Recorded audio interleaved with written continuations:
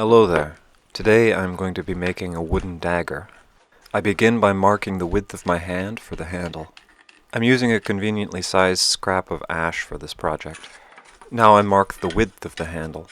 I want this to be about 1.25 inches, 1.5 inches. Just eyeballing it here, I don't have to be too precise. And there we go, that's the initial marks done. Let's start shaping.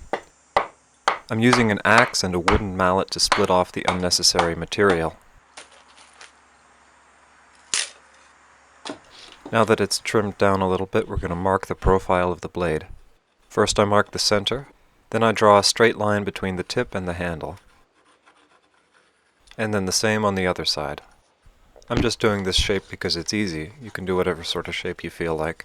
And there we go. The shape is marked, it's time to start carving.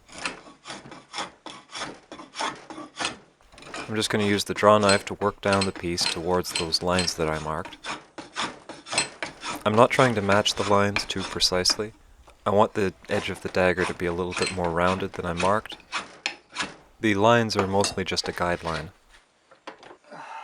Now I'm turning it over to start carving the handle.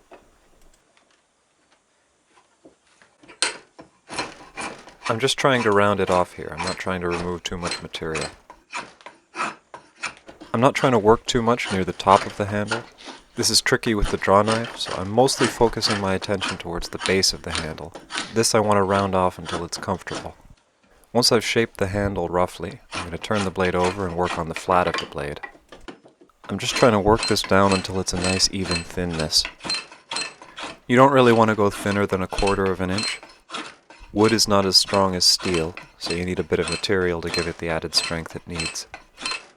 Once I've worked it down to a certain level, I'm going to change the angle of my draw knife.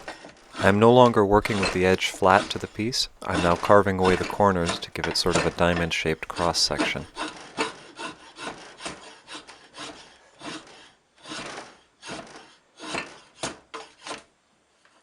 Now I'm going to do a little bit more shaping on the handle. I'm using a rounded rasp to more clearly define the handle. You want there to be a relatively abrupt transition between the handle and the blade, such that when you thrust with the blade, your hand isn't going to slip off of the handle. You want to go around the handle to make sure that the cut is to the same depth everywhere and that there are no corners inside the cut. You're done when it feels comfortable to grip. Now I'm going to take a draw knife and shave off the unnecessary material on the handle. The cut should allow it to split off in nice big chunks. Once again, you're done when it feels comfortable. I like simple round handles. You might want something more ergonomic. So that's all the rough work done on the blade. Now to do the finish work. As per usual, I'm going to do the finish work on my belt sander. First I'm working the flat of the blade to make sure that it is indeed flat. Then I'm sanding the handle to get rid of all those rough spots and corners.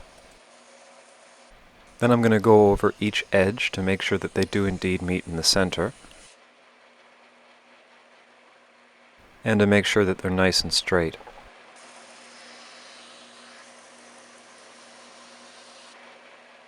I'm also going to define the tip during this stage.